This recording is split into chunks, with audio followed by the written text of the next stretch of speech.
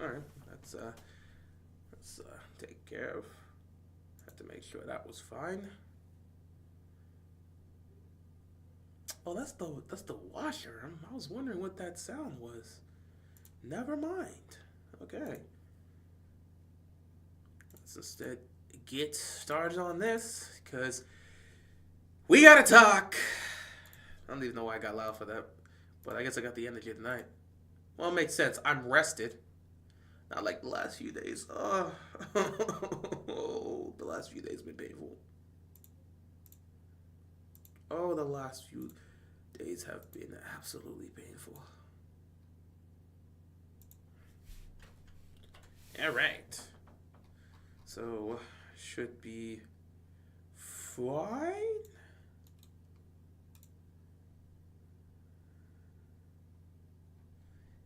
Oh, that's a crazy statement. That is a crazy statement. Either way, let's get into this game because we gotta get. Oh, no, no, no! There we go. Actually, oh, perfect. I love when I spell things wrong. You know, it's just fun. What's going on, guys? Give me a second here. Love talking to myself just before I start things here. And again, I'm essentially talking to myself here. Let's not think of the semantics here. It's low-key crazy what I'm doing.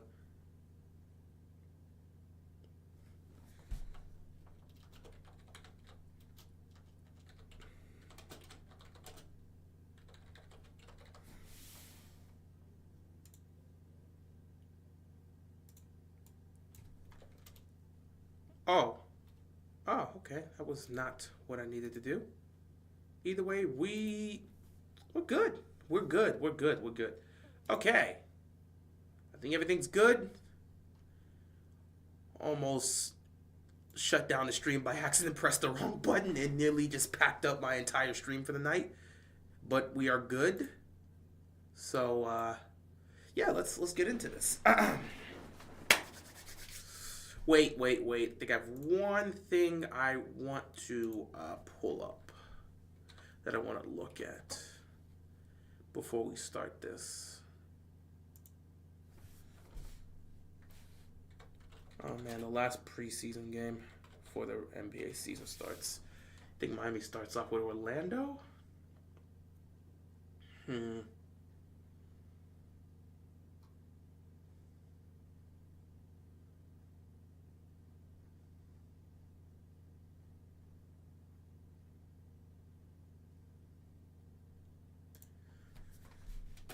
Huh.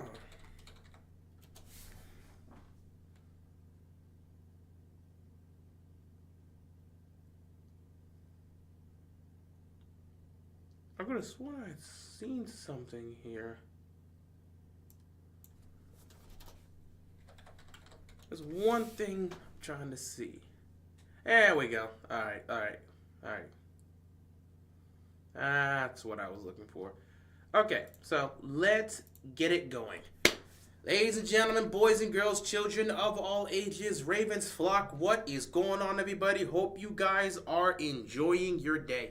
It's Friday. Hopefully everyone's having a good Friday night. I had a good Friday. It's one of the few days off I had this week. This week's brutal, and next week's going to be even more brutal. My schedule. I will have Monday night off, though. So, well, not Monday night, but just Monday in general. I will be off, I think. Unless they have me on Monday. Then it's going to be a tough one. But, yeah, schedule it is what it is, man. Oh, man, schedule. So, yeah, Friday. We've got a game to play. Now, normally I would have done this yesterday, but one, I was gassed from work after yesterday. And two, we play Monday night instead of Sunday at 1, so I felt I could have delayed just a little bit. Boy, it's been quite the interesting season, man. We're in week 7. We are in week 7. It's also kind of brutal for the Ravens because they got in the exact same situation they were in last year. They have a late bye week. Last year's bye week, I believe, was week 13. This year's bye week is week 14. So we got to play a majority of our games, and then we have to proceed. Like, we play a majority of our games before we get a break. And it's kind of wild. It's kind of wild that they gave us a late bye week. But at the same time, I personally don't mind the late bye week because at the end of the day, if you're in a good position heading into that bye week late in the season, it's cool. Not to mention, you get a majority of your games done, then you get a break and get ready for the second half of the season. I think that's better than having an early bye week where you get a bye week in week 4, week 5, and then it's just the rest of the season you got to work through it. Sometimes the bye week can benefit you, sometimes it can harm you. It just depends on how your season's going at the time. And if we weren't sitting here at 4-2, yeah, I think we probably would have needed a bye week. If we're sitting here under 500 after 6 games, it would have been a good time to have a bye week. If we're 2-4, yeah, you would need a bye week, but there would be nothing we could do because our bye week is late. Anyway, that has nothing to do with the topic at hand. The topic at hand is Monday Night Football. We are heading down to Tampa Bay to take on the Buccaneers, man. Tampa Bay's been balling out. I love what I've been seeing from the Bucs, man. They're in a tough deadlock right now with the Falcons. I picked the Bucs to win the division. I still stand by my statement. I said the Falcons would be tough. They have a lot of talent, and if that talent can showcase itself on the field, they would have a great chance to win that division. But I chose the Bucs coming into the season, and I'm sticking with that pick. That matchup that happened on, Thursday Night Football? Again, that one hurt. The Bucs should have won it. They really should be 5-1 right now, but it is what it is. So Bucs are 4-2. Ravens are 4-2. Offensively, the Bucs can put up numbers in bunches. Offensively for the Ravens, they can do the same thing too. Defensively, there's some weaknesses within the Bucs defense, but they've been relatively solid. Defensively, we have the best run defense in football and one of the worst pass defense in football. Make that make sense. It's all over the place. It's an interesting matchup. I think the Bucs match up really well against us, and I think we match up really well against them. This could be a shootout. And at the end of the day, you got these two quarterbacks who I love when they go up against each other, man. Lamar Jackson, Baker Mayfield, obviously classmates from the same class. That 2018 class. By the way, shout out to that 2018 class right now. Obviously, none of them have a Super Bowl appearance. But at least they're still playing quality football. I mean, Sam Darnold's technically in the MVP. Think about it. These four out of the 5 quarterbacks that were taken in the first round in 2018 right now are playing quality football. They're technically the starters of their own football team, and they're all in the MVP conversation. Lamar's in the MVP conversation. Allen's in the MVP conversation. Baker's in the MVP conversation. And Sam Darnold's in the MVP conversation. That 2018 class is looking great. We just need one Super Bowl appearance. Just one. Just one. That's all we need. Somebody from this class got to break free. Hopefully the Ravens do it this year, but ain't none of my business. Should have done it last year, I guess. But it is what it is. Lamar, Baker Mayfield on Monday Night Football. That is a classic, man. You guys remember that amazing Monday Night Football game that happened between Baltimore and Cleveland in 2020. That was actually the biggest game of our season because if we would have lost that, we would have missed the playoffs.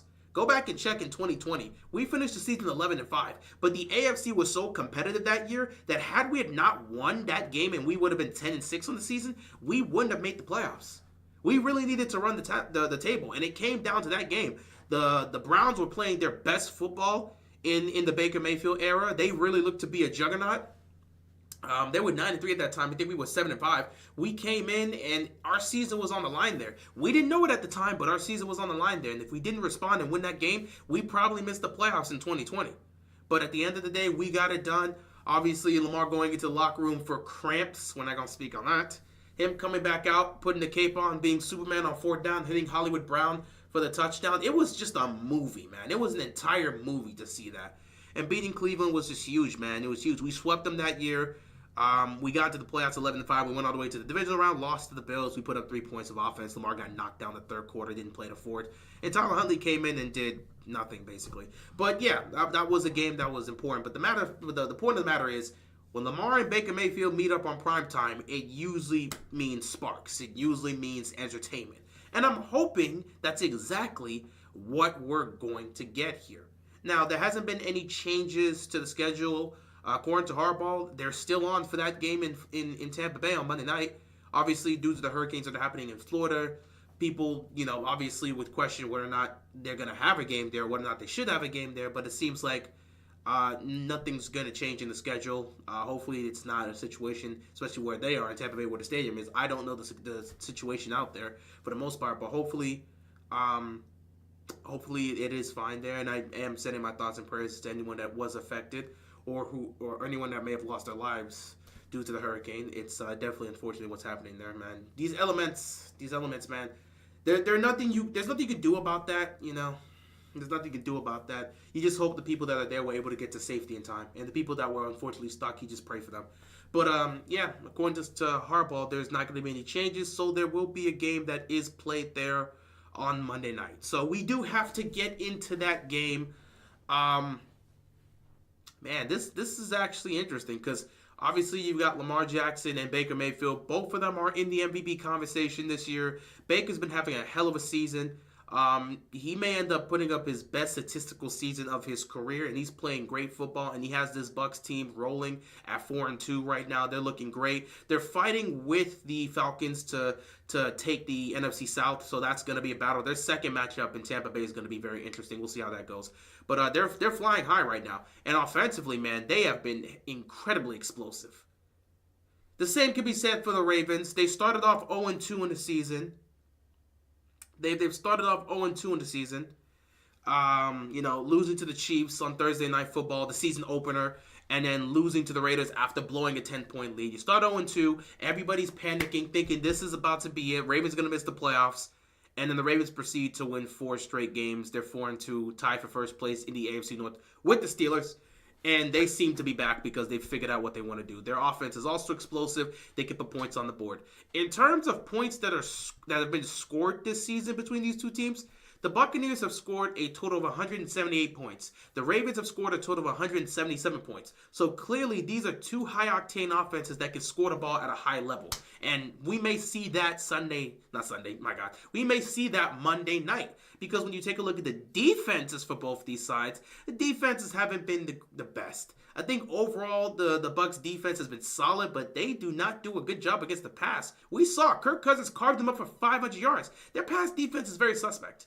They do a solid job stopping the run, and their pass rushing unit is decent, but they do hide behind a lot of blitzes to try to generate pressure. So that's kind of an aspect you do have to worry about if you're the Bucs, because you can only generate pressure when you're blitzing, and Lamar Jackson has been one of the best quarterbacks against the blitz, so it kind of becomes a thing. If you're blitzing too much, Lamar's recognizing it and making the plays, what happens? That becomes a matchup issue for the Bucs. But this is kind of just how they play defense, man. They're going to blitz you. They have to generate pressure through blitzing. And their secondary isn't the best. They are not one of the better passing defenses in the league, and they do struggle with that at times. So they're not going to hold up for 5, 6, 7 seconds. These guys are going to get open against the secondary, which is why they're blitzing as much as they're blitzing. But we'll see how that works for them. As for Baltimore, they have the best rushing defense in football. They don't give up a lot of rushing yards, so that's an aspect that needs to be discussed. And at the same time, while that is happening and it's a good thing, you look on the other side and you look at the pass defense. Now, for the Ravens, it's been so conflicting. It's been so conflicting, man. It's been so conflicting watching the passing defense play as poor as they've played. Because when you take a look at the guys that are on that secondary, there should be absolutely no reason. There should be absolutely no reason for this pass defense to be as poor as they've been. And the sad part about it is we've seen guys that have been playing well. I mean, Kyle Hamilton's having a great season. Marlon Humphrey's having a great season. You're watching guys in the secondary, they're doing their jobs. But then you look at guys like Marcus Williams, who's doing nothing. Can't cover, can't tackle, not doing anything. And it's just like, what's going on? The Ravens' biggest weakness has been the middle of the field. They're playing outside the numbers at a fantastic... They're playing it great. They've been elite outside the numbers. And I will say this because everyone's going to continue to talk about it. Brandon Stephens, he's been having a great year. Brandon Stephens' problem is not coverage. Brandon Stephens' problem is he won't turn his head around to locate the ball. There was a stat that came out. The Ravens are the best secondary at forcing tight window throws.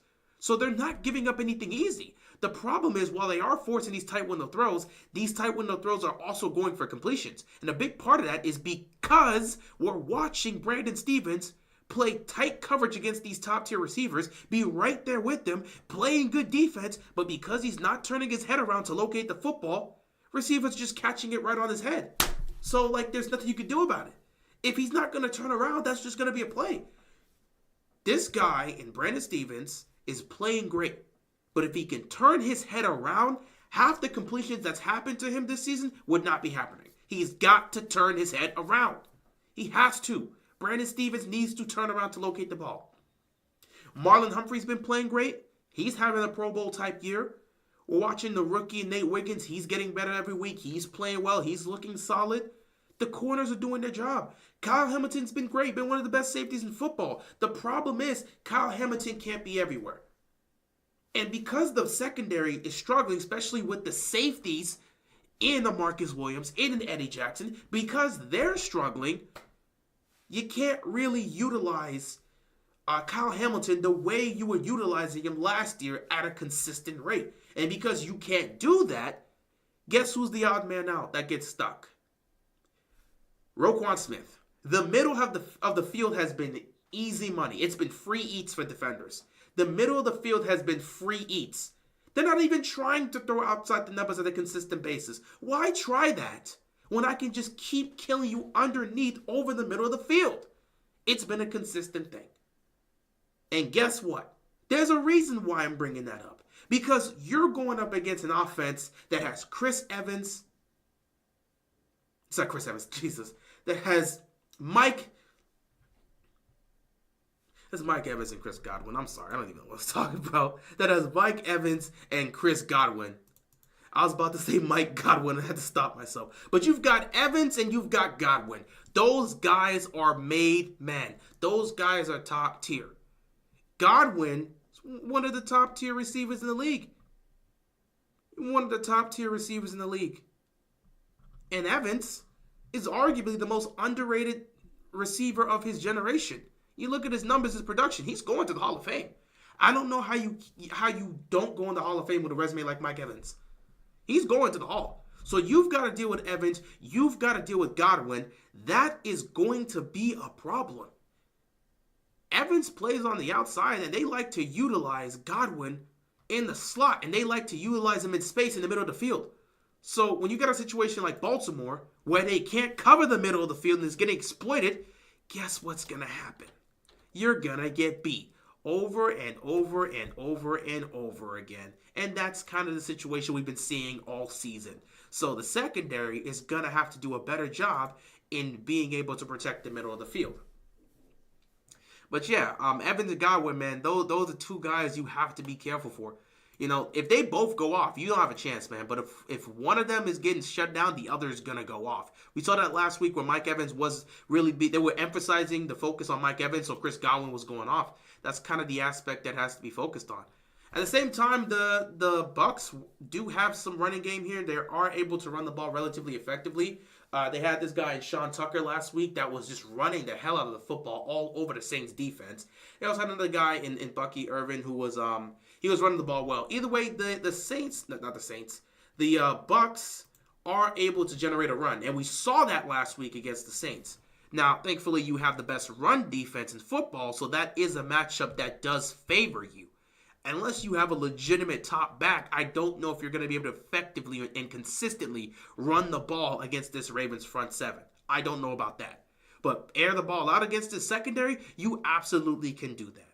So when we take a look at the matchups and you see some of the aspects here, you see advantages that the Bucs offense can take advantage of. Because there are. They can take advantage of the secondary. They are going to eat in the middle of the field unless Baltimore is able to do something like this. Now, there is an aspect that can help improve that, and that's getting Arthur Millette back. You get Arthur Millette back, you have a shot. Good news is he has been practicing this week. He's been limited, but he has been practicing this week. Is he going to be back for this game? Is he going to have his first game of the season? Is it going to be a debut on Monday Night Football against the Bucs? I don't know. But if Mullet's in the lineup, your chances of covering the middle of the field tremendously increase with him in the lineup. But I don't know if he's going to be there. But there are advantages that we see with the Bucs offense. On the flip side, there's advantages for the Ravens. I mean, you've got this dynamic duo in Lamar Jackson and Derrick Henry. Having to deal with that on a weekly basis has to be frustrating defenses. These defensive coordinators have to go to work and try to figure out how they're going to stop these guys. The sad part about it is it took too long for the Ravens to figure this out. If they would have came out with this from week 1, maybe they're better than 4-2. I'm not saying 6-0, but you got a shot for that had you had been playing. The way they're playing right now, if they would have came out week 1 and played like that, you have a different conversation about them. But they didn't. It is what it is. So you just deal with it. But right now, they are moving right. They're grooving. They're in the right direction. You love what you're seeing from Lamar. He's playing great. In fact, from a performance standpoint, he's off to his best start ever. This is the best we've seen Lamar Jackson throw the football. He's been great. And then Derrick Henry is just running the air out of the football, man. The numbers that Lamar and Derrick Henry are putting up is insane. Lamar really could end up being the first quarterback in NFL history to throw for over 4,000 yards and run for over 1,000 yards. Meanwhile, Derrick Henry could also become the first running back in NFL history to have multiple 2,000-yard rushing seasons. It's crazy what these guys are doing. And the Bucs defense has to deal with that. Now, the Bucs run defense isn't the best. They're not doing a great job in holding running backs to a low amount. I think they're giving up, 4.7 or 4.8 yards a carry. They're not great at stopping the run. So them having to deal with Derrick Henry is going to be problematic. However, that is an aspect that teams understand when they have a weakness to and will focus to address it. Here's the thing. They know they can't let Derrick Henry go off and run the football on them. So what are they going to do? Well, they're going to stack the box. This might be yet another week where a defense comes out here and stacks the box to purposely stop Derrick Henry from doing anything. And if that ends up being the case, well, guess what? Lamar is going to have to air it out. Thankfully, you also have the advantage in those matchups because the Bucs have one of the worst not one of the worst. They have a very soft pass defense. They're not great at stopping the pass. They're not. So you can air it out against this defense and you will find success. We're watching the Ravens right now find success in the passing game, especially in the play-action passing game, an element that we've seen be utilized at a high rate, especially with Lamar under center. So this is something we're going to see potentially be exploited because when the emphasis is on Derrick Henry, when they initiate play action and Lamar fakes the handoff to Henry, we're seeing these one-on-one matchups and we're watching Zay Flowers beat his man one-on-one and get open. We're watching Rashad Bateman beat his man one-on-one, get open. We're watching Isaiah Likely get open. We're watching Charlie Kolar get open. We're watching Mark Andrews get open, especially when they specifically like to use play action out of under center when they fake the handoff to Derrick Henry. So the passing game is going to be an aspect that's going to probably be heavily leaned on if the Bucs choose to stack the box and not let Derrick Henry run all over them. Because if they don't stack the box, Derrick Henry's going for 150 plus. We know that. But they're going to most likely stack the box because they want to just try to limit Derrick Henry as much as possible, which means it's going to come down to Lamar airing the ball out, which is exactly what they've been doing. And we're going to see how that goes. Now, I think the main focus that needs to be discussed here is how are the Ravens going to do against the blitz that the Bucs are going to run, because the Bucs are a team that loves to blitz. The Bucs are a team that relies on the blitz. Their pass rushing unit isn't as strong as you would want it to be. It's kind of middle of the road. It's not incredibly strong, but they make up for this with the amount of times they blitz. They send a lot of pressure to the quarterback. So there's a lot of blitzing that the Bucs love to do defensively to try to get to the quarterback. Sometimes it's effective, sometimes you get beat on it. That's what you're going to see this week. A team that is going to blitz. If you're the Ravens, you're fine with that. If you're Lamar Jackson, you're fine with that because you've been great against the blitz this year. You've had answers against the blitz, and you're going to have answers again Monday night against the blitz. Now, we'll see how this offensive line is going to hold up against the blitz because they're going to have a team that's going to be specifically focused on blitzing Lamar on a consistent basis, and we're going to see how they hold up. The offensive line's done a relatively good job so far over the last few weeks. This is going to be another test for them. You may not be going up against the best D-line in football. Obviously, you're not, but you're going up against a group that can play effectively, they can generate pressure, and they're going to be a high blitz team. So you're going to have to deal with the blitz a lot. How are the Ravens going to respond offensively? That's going to be a huge conversation. But the Ravens do have advantage. They have a huge advantage against the Bucs defense, and the Bucs offense has a huge advantage against the Ravens defense because both of these secondaries are not the greatest right now. So we're going to see what happens. This could be another one of those games where guys just air it out. I don't know how it's going to go down. It could be a high-scoring game, or maybe the defense shuts things down. They lock up on both sides, and we get a low-scoring game in Tampa Bay. I don't know how it's going to go, but it should be interesting. Keys to the game for the Ravens. All right. Offense. Number one. Play a clean game. Play a clean game. Don't need to see no turnovers. And the best definition for a clean game is to limit as many penalties as you can. Because let's be real, penalties are going to happen. But with the way penalties have been happening for the Ravens, it's been too much. They've been having penalties happen at a high rate. They need to cut that down. So in order to play a clean game, we need you to limit the penalties and don't turn the ball over. That's the number one thing they need to do. You do not need to give extra possessions to Baker Mayfield in that Bucs offense. Play a clean game. Make sure you don't turn the ball over. Limit the penalties right there. That's the first thing.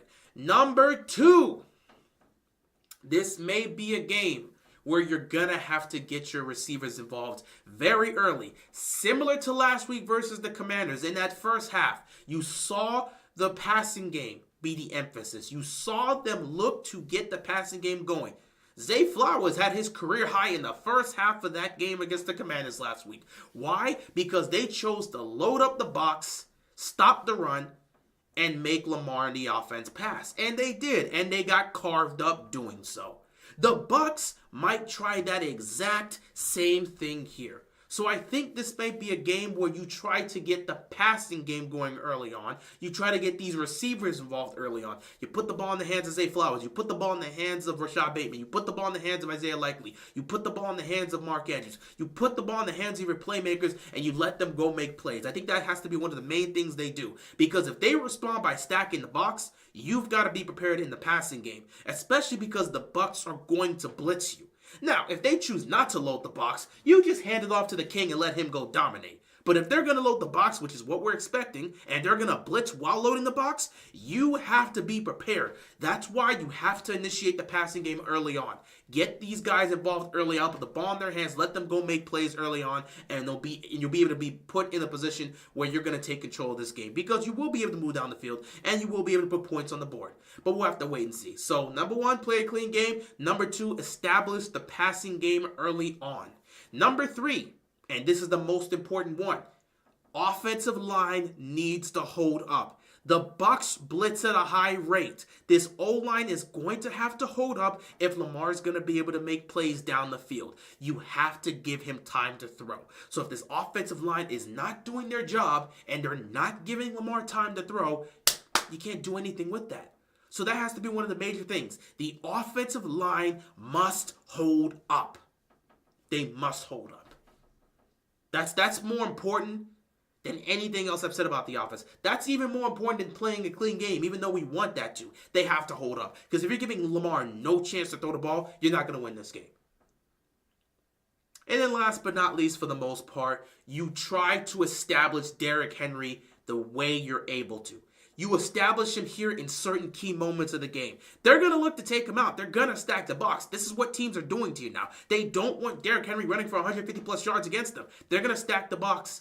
That's what they're going to do. So you have to pick your spots in terms of where you're going to give Derrick Henry the ball and how he's going to be utilized. That's what you're going to have to do, especially in the second half of this game. Because I think the first half, they're going to stack the box. You got to look to air it out. In the second half, they may try to back off a little bit. That's when you can lean on your run game, getting Derrick Henry going, letting him pick his spots, getting him in key situations. Then you're able to try to take over and close out that game and potentially get the win. So yeah, offensively, play a clean game, limit the penalties, no turning the ball over. Establish the pass early. Get the ball in the hands of your playmakers early on in this game. Offensive line has to hold up. They need to protect Lamar and give him time because the Bucs are going to blitz. They have to be prepared for that. And then, of course, pick your spots with Derrick Henry. Find ways to get the ball in the hands of Derrick Henry and let him cook. You got to give him his moments. They're going to stack the box, obviously, but you've got to find ways to give him his moments to go out there and cook. You cannot come into this game and just not have Derrick Henry be utilized at all because you know they're going to stack the box and blitz. You've got to pick your spots with Derrick Henry and give him moments to go do what he's got to do. Simple as that. That's what you need offensively. On the defensive side, and this is important, number 1, limit the big plays. Whether it's big plays over the top, big plays in the middle of the field, limit the big plays. This is not a game you want to mess around and let both Mike Evans and Chris Godwin go off. It is going to be a quick game if you do that. They're going to air you out.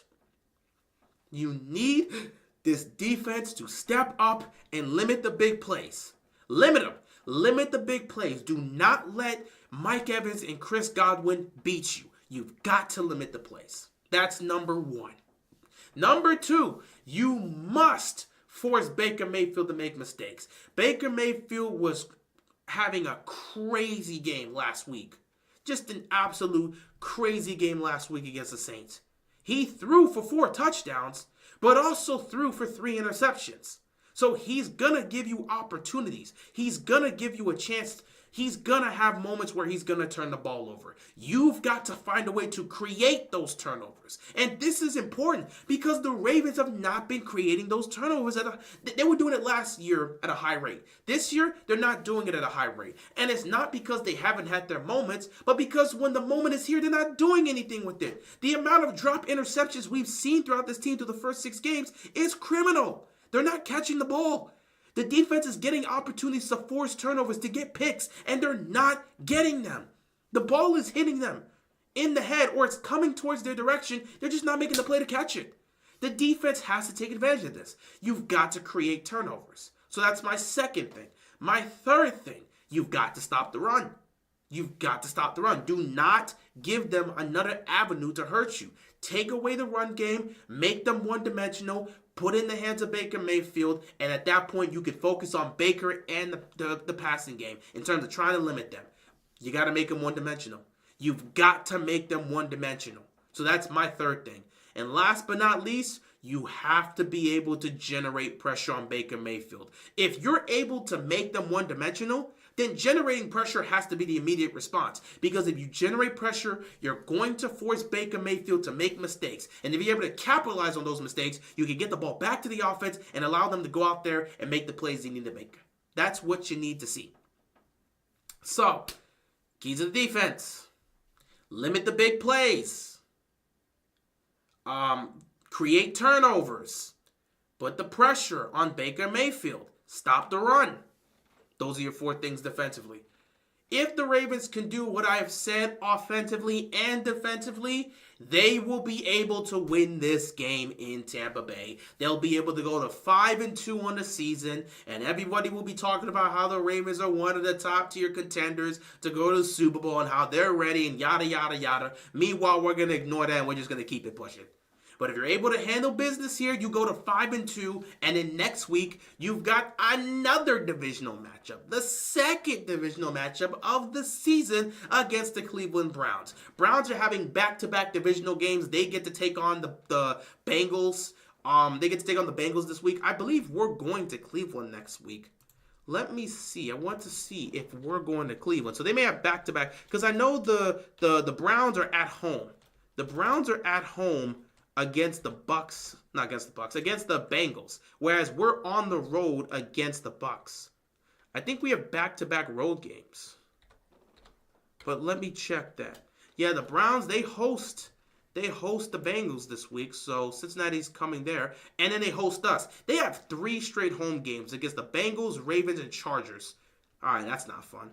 So yeah, they've got 3 straight home games. It makes sense because they've been on the road the last 3 games. Raiders on the road, Commanders on the road, Eagles on the road. So yeah, they had 3 straight road games. Now they're having 3 straight home games. So yeah, Bengals and Browns gonna go at it Sunday, and then next week Sunday we take on the Browns in Cleveland. So yeah, handle business here against the Bucs on Monday Night Football. It's gonna be a little bit of a shorter week for you because you have to play on Sunday, have to play Monday night. But you'll just have to sit back and deal with it. Prepare yourself to travel to Cleveland to take on a Browns team that you should be able to beat. And if you're not able to beat, people will look at y'all sideways for choking away another game. But we'll have to talk about that when we talk about it. Anyway, this game, Ravens, if you handle your business, you do what I said in those key points, which, again, they've been doing that in these wins. Or they've been doing the best they can because they haven't really played much of a clean game. But they've been able to do some things here and there, and if they can continue to do those things, they will be relatively fine. So if they are able to do some of the things I pointed out here in this preview, they should be able to beat the Bucs, go to 5-2, and get ready for another trip to Cleveland. So we'll see how that goes. Final prediction for this game. You guys know me. I don't like picking scores. I really don't. I got the Ravens winning the game, but I don't really like to pick scores because you never know how it's going to go. I think last week I said it was going to be 38-31 against the Commanders. We did not get that type of offensive scoring game. It just happened to be 30-23 as the final score, which I'm fine with. It was still a relatively high scoring game. But I don't really like to pick these type of situations.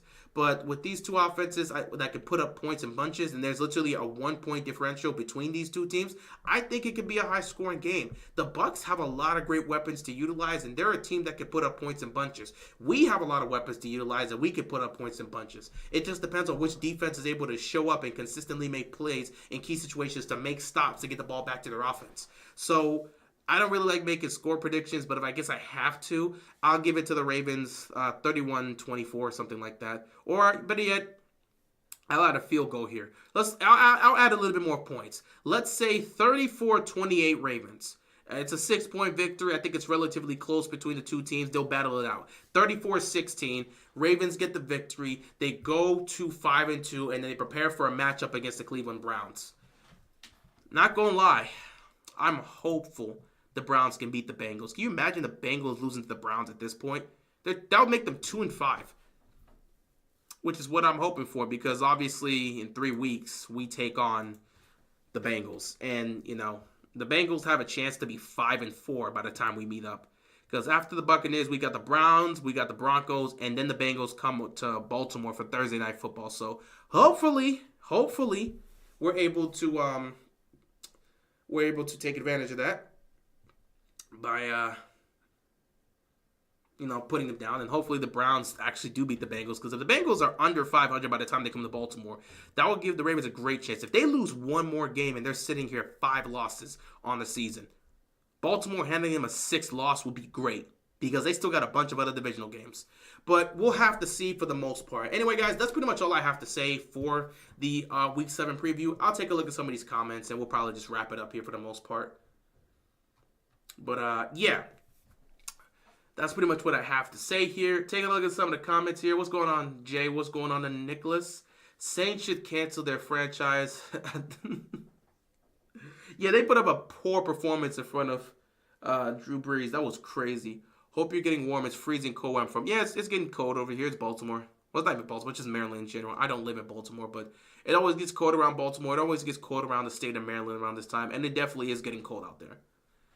I don't like the matchup at all. The Bucs match up real well against us. Yeah, the Bucs match up well against us, and we match up well against the Bucs. That means it most likely could end up being a high-scoring game. So it all depends on who can execute in key situations. What's going on, Josh? Lakers legend Dalton Connect. Yeah, he had a great game in the preseason. People are already saying that Austin Reeves should watch out because they got another shooter on the team, which is crazy. What happened to the Saints team that put up over 40 points in their first 2 games? It's called Fool's Gold. Also, the Cowboys, I wouldn't even try them. The Cowboys are just the Cowboys, so putting up 40 points against them makes sense if you just run up the score. Now, if you do what we do and you take your foot off the gas, you're not getting 40 points. But if you just run up the score and you're doing what the Lions do, that just come out here and decide we're gonna have our offensive linemen run routes, or we're gonna do a hook and ladder to an offensive lineman. Yeah, if you're on that timing, yeah, you're gonna put up 40 plus points against them. I was going to Tampa for the game. The hurricane changed that. Yeah, it's unfortunate. We sent our prayers out there. I thought Lamar I mean, that was the assumption. But we never got... Lamar himself said he had cramps. The confirmation from everybody was he had cramps, but everyone just assumes he didn't have cramps. That's just the assumption. It was never confirmed. According to him and according to everyone else, he just had cramps, but we don't know the answer to that. We'll just take it. He said cramps, so we'll just take it face value. But we have our own personal opinions. Tampa Bay's pass defense has been so atrocious. Every Bucs fan in existence wish they can get John Lynch, Rodney Barber, Derek Brooks, Sheldon Cortez, and Dexter Jackson all out of retirement. I mean, many people would ask that. When their team's defense is playing bad, you want to get your best players out of retirement. People would be saying that. But, it is what it is. You just deal with what you got to deal with. This game is going to be interesting. I'm expecting a shootout, and whoever's defense can create a turnover or mistake will win. So I guess you're expecting something similar to the Ravens-Bengals game. That could very well happen. The Bengals, they have a lot of weapons. They had 2 guys to rely on in T. Higgins and Jamar Chase. And the Bucs, they're the exact same way. They got 2 guys to rely on in a Chris Godwin and Mike Evans. So that could very well happen. The Ravens have struggled against top-tier receivers, or at least against high-octane receivers. So we'll see. I'm happy our I'm happy our offensive line is actually doing good, especially creating a hole for Henry. They're doing a good job blocking, but you got to give credit to some of the unsung heroes. Got to give credit to Patrick McCard. You got to give credit to Justice Hill because they are blocking their tails off. They're doing a great job in blocking. They're creating opportunities, man. Both in pass protection for Justice Hill And when he's sometimes out there with Derrick Henry, which again is rare, but when he is out there, sometimes he's definitely blocking. So you got to give credit to the guys that are out there blocking and doing their job. Andrews is blocking his tail off whenever they run the ball. Likely's doing a great job blocking. Kolar's doing a great job blocking. Everybody out there is just doing a great job blocking when they hand Derrick Henry the ball. Praying that Marcus Williams bounce back for the rest of the season. That's all you could do because they're not going to bench him. I would rather just play Ardarius Washington. If Marcus Williams is not going to show up, give it to Ardarius Washington, who's been playing better than him. And then when this guy decides to show up, by all means, give him the ball. Not give him the ball. By all means, give him the start. Give him the spot. But he's not playing like he deserves it. So why not give it to somebody that's playing better than him? Not by that much, but somebody that is playing better than him. We need to get Buda Baker. I don't know if they're going to pull that off. Ravens win 35-20. Lamar with another spectacular performance in coming Monday versus the Vics. Lamar, 310, 3 touchdowns, 1 rushing touchdown. Derrick Henry, 126 yards and a touchdown. Ravens continue. And we'll see what happens. I mean, it should be a good game. What's going on, Vonnie? Marcus Williams out here playing like Matt Elam 2.0. No, Matt Elam, we don't really talk about this, but he wasn't even playing in the position he should have been playing. He was not. We put him in a position he was not supposed to play. That was not his natural position. You know, we'll just leave it there. Williams playing really bad right now. Yes, he is. One-on Marcus Williams last year was way better. I think it's communication issues. There's a lot of issues there. Communication, scheming, execution. There's just a lot that needs to be fixed. I have a bad feeling about this O-line this game. Well, they're going to be blitzed a lot, so if they don't handle it, it's going to be a long day for Lamar. This game could be like that Monday night versus the Monday night Ravens versus Browns game back in 2020. We started off the stream talking about that. The way we do screens, if they load the box and blitz, we're going to blow them out. They can't do that. Yeah, they're going to they're not going to load the box and blitz when we're passing the ball. They're going to load the box up in blitz. Well, they're going to blitz no matter what. They just have to. They're not going to be able to generate pressure consistently if they don't blitz. But they're not going to load the box in passing situations. They're going to load the box every time Derrick Henry's on the field. When he's not on the field, they're not going to load the box. But as soon as he's on the field, they're going to load the box. That's where the Ravens have to take advantage of that and initiate the play-action passing game. 24 times or more for Derrick Henry. He's probably going to get around 20, 22-ish. But we'll see. Defense, please stop dropping interceptions. They have not been great at catching. Everybody's hands needs to be checked. The media is on the Ravens helmet. Happy Friday. Hey, everyone. What's going on, Daniel? Steelers or Jets? I'll take the Steelers. I don't care that Aaron Rodgers got Devontae Adams. I don't think that automatically solves every... You know what? If Russell Wilson plays, I don't know what Russell Wilson's going to look like, and that is a concern. Maybe A-Rod and Devontae Adams are able to get the chemistry early on. But I don't know. I think it just comes down to the Steelers' defense. If the Steelers' defense shows up against the Jets are not going to win that game. If the Steelers' defense shows up against the Jets, they're just not going to win that game. And the Steelers find ways to win games. They find legitimate ways to win games in the craziest way possible. They'll get legit wins, but in the craziest way possible. I just trust the Steelers' defense more. I don't know what Russell Wilson is going to look like, though, so that's what makes me hesitant. But, I think it's going to be... Let me see where this is going to be. If this is in Pittsburgh, I'll take them. The game is in Pittsburgh. I'll take the Steelers. Pittsburgh at home on primetime against a Jets team that you can't fully trust in. Yeah, I think I'll take the Steelers. Bengals got the Eagles. Yeah, they got the Eagles on their schedule. Taking a look at the Bengals' schedule, they can afford 2 losses. Because for the rest of the season, let's pull it up. They got the Browns this week. So they got to win that game. They've got, for the rest of the season, they've got the Browns. They've got the Eagles afterwards. That's a game they can afford to lose. That's going to be a tough one. But it is in Cincinnati, so they got a shot. They got the Browns, the Eagles, the Raiders. Then they have us for the second time on Thursday Night Football. The Chargers, the Steelers, the Cowboys, the Titans, the Browns again, the Broncos. And they finish the season off at Pittsburgh against the Steelers. I can see them. They took care of the Giants, obviously. I can see them beating the Raiders. I can see them beating the Chargers. I can see them beating the Titans. That's 3 easy wins right there. So that puts them at least, what, they're at 2-4 right now. That gives them 3 wins. They'll be at 5 wins on the season. The Broncos, I could potentially give them that one. So that could be 6 wins. The Cowboys in Dallas, The way the Cowboys are looking, that could be 7. So I'm thinking it right now. 1. I'm not gonna give them the Eagles game. I'm not gonna give them the Eagles game. I'm gonna say Philadelphia probably takes that one. But the Raiders, that's 1. The Chargers, that's 2. The Cowboys, that's 3. The Titans, that's 4. The Broncos, that's 5. I think they can win all 5 of these games. And with them sitting at 2 and 4, I think those 5 wins get you to 7. So my question now is, of the remaining divisional games, can they get 3 of their last 5 divisional games? If they can get 3 of the 5 divisional games,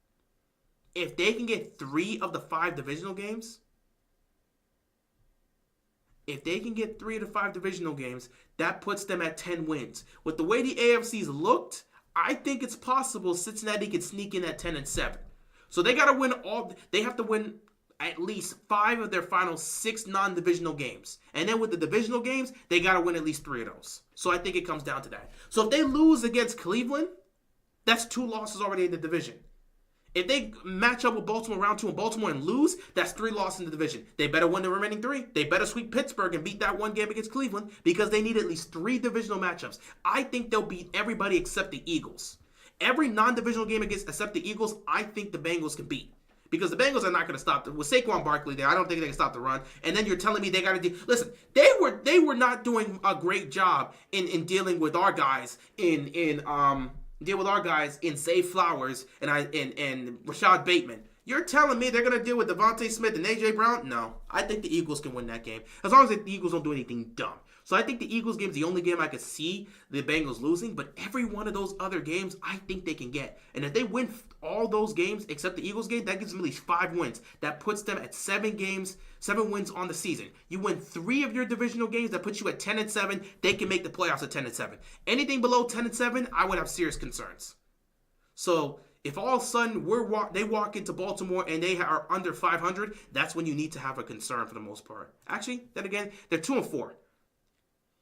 If they were to lose the Eagles, let's say they beat the Browns, they're 3 and 4. They'll be 3 and 5. You know, if they walk into Baltimore at 4 and 5, I think they'll still be fine. If they walk into Baltimore at 5 and 4, oh, they're making the playoffs, no doubt. So I think it's gonna be tough, but I think they can win their non-divisional games. It's just close. But I think the Bengals have a chance. I'm thinking our Ravens win late.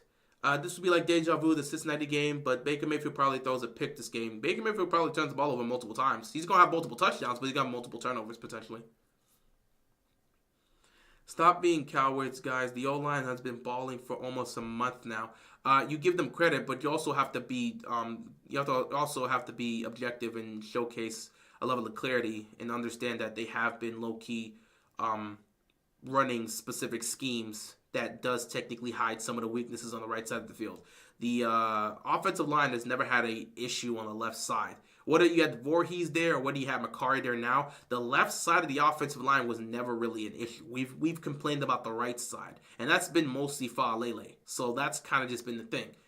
We haven't really seen them really have moments where the right side has been tested. Give them credit for what they've done. In those few moments we've seen the right side get tested, they didn't do too bad. So give them credit for how they have done, but we also have to be honest with ourselves and admit that they have been running certain game plans and certain schemes that leans more towards the left side of the offensive line as opposed to the right side, because they're still trying to see Fa'alele develop. And he's not where he needs to be, but they believe he can continue to improve. And Rosengarten, he's fantastic in pass protection. He's not great in run blocking. So they are running things that benefits the left side of the offensive line, which is the strength of the offensive line right now, and benefits the right side because the right side is not having the pressure on their side. It's more on the left side.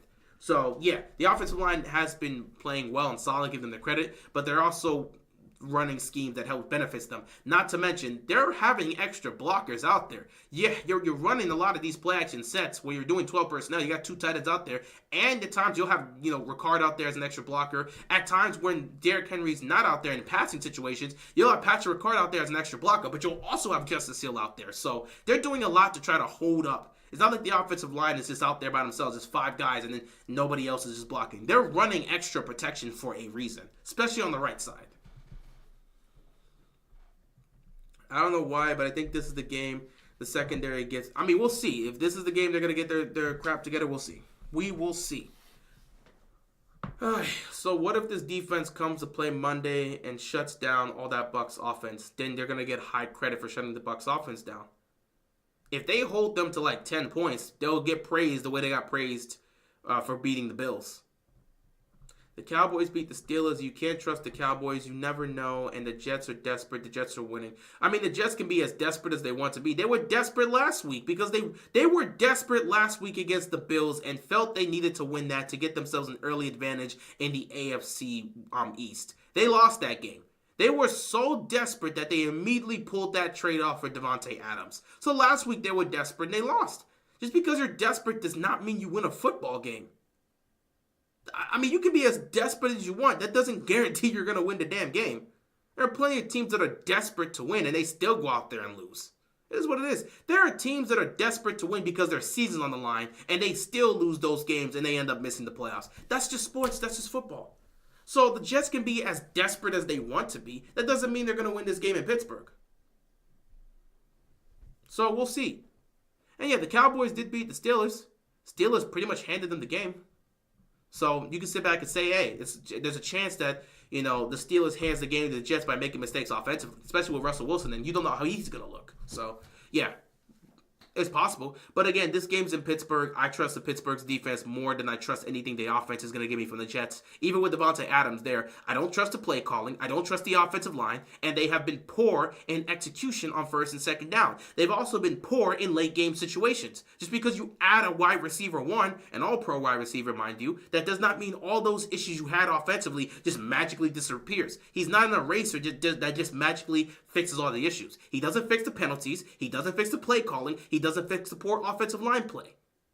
But he's going to make his catches. So that at least helps you. And it allows Garrett Wilson to have some of that pressure taken off you so he can make plays too. But it doesn't fix all the issues for the Jets. And the Jets defense is doing a great job. So who knows? Maybe the Jets defense shuts down Russell Wilson. Or if they actually do play Justin Fields, maybe they shut him down too.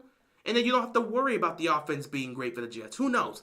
I like Pittsburgh at home in these primetime games. They usually show up, especially defensively, and they just take over. So we'll see what happens. Harbaugh is getting the boot if we get swept by Pittsburgh again, if we fail to reach the Super Bowl. We keep saying this. I doubt Harbaugh's getting fired. The Eagles are talented, but as a team, they suck as a whole. It's weird. They have all the talent in the world, but their coaching is very, very questionable. Let's leave it like that. Yeah, Nick Sirianni, I don't even know how he still has a job. I'm going to leave it at that. The Eagles have a frat boy head coach. Yeah, you can clearly see what the issue is. What's going on, Simple? Bengals still play the Cowboys. They absolutely do still play the Cowboys. And it will be in Dallas as well. So they play the Cowboys in Dallas. It's going to be a primetime game. I don't know if December night, maybe a Monday night football game or a Sunday night football game. I don't know. The Bengals have how many primetime games left? They play us on primetime. Then they play the Cowboys on primetime. Then somehow they got a Browns game on primetime. Okay. All right. Okay. That's cool. So they got 3 more primetime games, and then their last 2 games against the Broncos and the Steelers are to be determined. It all depends on how the records are looking towards the end of the season. So they really only got 2 more primetime games, and maybe they might have a third afterwards. You know what? Baltimore has how many primetime games left? I think we have 3. I don't really want the primetime games, honestly. I prefer 1 p.m. But Ravens have, we have 1 primetime game we're having on Monday. We have a primetime game against the Bengals. We have a primetime game against the Chargers. And then that's it for our primetime games because we have a bunch of 425 games. 425 against the Eagles, 430 against the Steelers, 430 against the Texans. And that Browns game, again, is to be determined. So we have 2 more. Technically, it's actually multiple. Because we're playing on Christmas Day, so that's technically a primetime game. What the hell? Hold up. Oh, nah, bro. That's nasty. What is this? Fresh off the bye week, they did us like this because we have our bye week in week 14. After we take on the Eagles, we will have our bye week. We come back December 15th against the Giants. Then we have to play December 21st against the Steelers. Then we have to play December 25th again. Hold on. What the? Let me get my phone real quick. No. This is crazy. 3 games in 10 days? No. I know we're coming off the bye week, but get off the perks real quick. 3 games in 10 days is insanity. Let me get to December real quick. So we play Sunday, December 15th. Then we play Saturday, December 21st. Then we play Wednesday, December. No, this list can't be right. This list can't be right. There's no. Let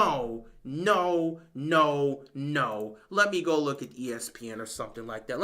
I gotta be. I gotta be. No. I must be losing my mind. No way the NFL really did something this crazy, right? Nah, I gotta be crazy. Let me go look at their official 2020 schedule. So let's see. Okay, week 14, we have our bye. Week 15, Sunday, 1 p.m., December 15th against the Giants. Saturday at 4:30 Eastern Time against the Steelers. Wednesday, December 25th at 4:30. What type of schedule is this? 3 games in 10 days? No wonder they gave us a late bye week. Why is Baltimore playing 3 games in 10 days? What? I didn't recognize that. I didn't even check for the dates on this in the times. Oh, that bye week is going to be crucial. We played 3 games in 10 days to end the season? 3 games in 10 days. And depending on how things go, that Cleveland game is going to be another one. Why do they have Baltimore playing 3 games in 10 days?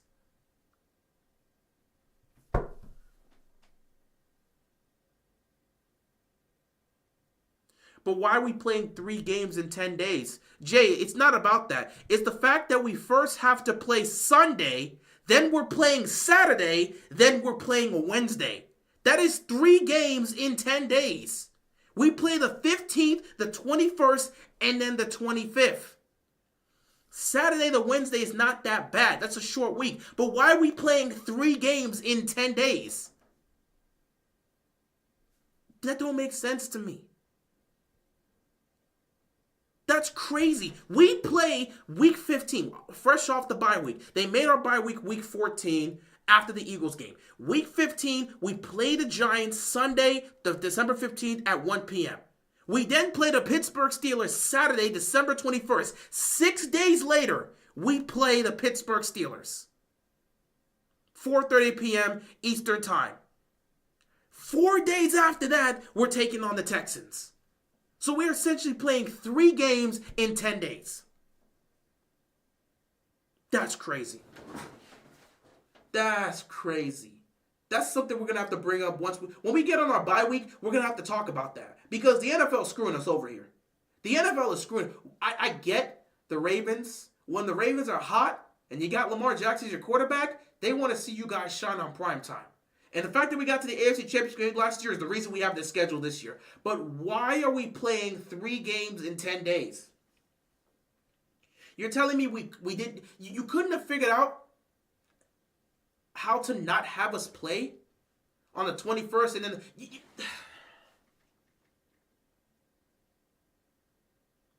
fresh off of a bye week, we play 3 games in 10 days.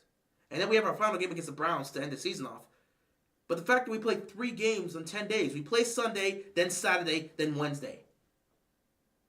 That's crazy.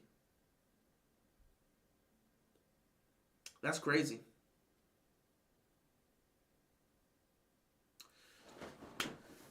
I guess that's how the cookie crumbles, man. That's kind of crazy to me that you're going to have us play 3 games in 10 days. But, I mean, I didn't make the schedule.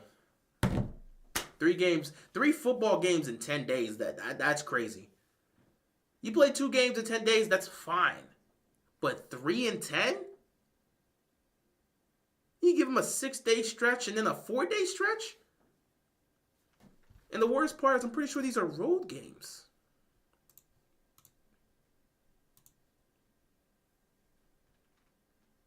No.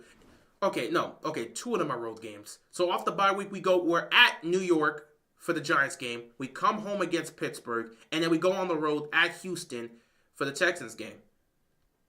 Okay, I'm actually going to be worried. I'm actually going to be worried about this stretch. Not because I don't believe we can beat these guys, but I'm worried about the player's safety. Injury risk have to. That's gonna come up. Injury risk has to be high in that. You can't play 3 football games in 10 days and not have injury risk. I'm gonna send prayers to our guys. Hopefully we'll be okay by the time we get to the bye week. Hopefully everything's fine. But 3 games in 10 days is too much, man. 3 games in 10 days is just crazy. But it is what it is, man.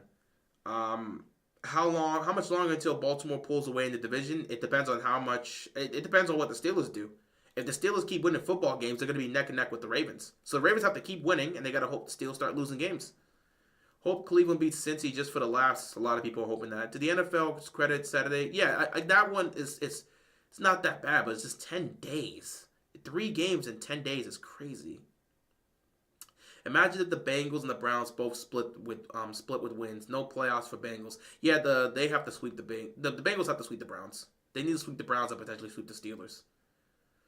Cleveland will beat Cincy simply because they have no answers for Myles Garrett. I was watching Quincy's video and he made a lot of sense as to how this can happen because there's a lot of things. The Bengals can't really stop the run, and not only are the Browns getting offensive linemen back, they're getting Nick Chubb back. So they're just going to lean heavily on letting Nick Chubb run. They're not going to have him run 30-plus times, but they're going to lean heavily on the run game. And Nick Chubb being in the run game with their offensive line getting healthier against that defense in Cincinnati that really isn't doing well in stopping the run, that can help. Number 2, defensively, they do match up well against, for some reason, they match up well against Cincy's offense. So I think Myles Garrett is going to be torturing that offensive line.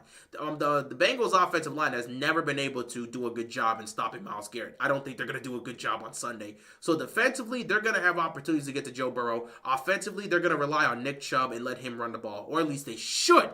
A smart coach would do that. Stefanski, let that happen. But yeah, they do have an opportunity to actually pull it off. And the matchup's a lot closer than you think. But we'll see. I guess the first Steelers matchup is urgent for us. Yeah, if we want to try to pull away, we have to at least establish that. But, we'll wait and see what happens. Anyway, guys, I'm going to end it here. This has been the Ravens-Bucs Week 7 preview. I try to do this as much as I can. Sometimes I'm going to miss out on the previews, but I want to do it as much as I can just to have a conversation. We discuss it, and we go from there. But, yeah, Monday night should be fun. Man, that really got my mood down because I really didn't know we had 3 games in 10 days. We'll talk about this in the bye week. I'm not going to mention anymore. We're going to talk about it in the bye week because we'll have a lot to talk about in the bye week depending on how the Ravens look at that point. But, it's crazy. At this point, just remove the helmet and shoulder pads for the sake of player safety. Turn the NFL into the 8. I'd be crazy to do that, but it's crazy. 3 games in 10 days. Wow. We'll talk about that more when the bye week comes, which isn't for like another month. Actually, it's not even for another 2 months because it's the 18th. That bye week isn't happening. You're streaming any games Sunday? I won't be here on Sunday, so I will not be streaming any games on Sunday. Now, I might be here for Sunday night, so I might see Steelers-Jets. But other than that, I'm not going to be here on Sunday. I'm working on Sunday, so I don't even think I'll be able to stream. But obviously, I'm going to be here for Monday Night Football. So I'll be here for the Ravens and Bucs game. So you'll most likely see me stream on Monday night when they're in Tampa Bay. So I'll be here for that. But anyway, that's all I got for you guys for the most part. Appreciate you guys stopping by. Next time you see me, if I'm not streaming anything on Sunday, you'll see me Monday night against the Bucs, and we'll just go from there. Obviously, if we can get a win or lose, we'll be doing a Week 7 therapy session, and then we'll probably have to talk about the state of the AFC North because after the Ravens play, depending on how things go, if the Browns beat the Bengals, that could be a switch up in the division, and if Steelers take a loss and the Ravens win, now they have space, they'll have sole possession of the first place, or if the Steelers win and the Ravens lose, Steelers regain first place. However it's going to go, we'll be talking about the state of the AFC North afterwards, so should be fun, should be interesting, and we'll just go from there. Anyway, guys, I'm going to let you guys enjoy the rest of your night. I got to enjoy the rest of my night because I got to work tomorrow and Sunday, so it's not going to be fun. I'm going to enjoy the rest of this night, chillax, and just try not to think. I'm going to try not to think about tomorrow until tomorrow gets here. But yeah, you guys enjoy the rest of your night. Be sure to stay safe, and peace out.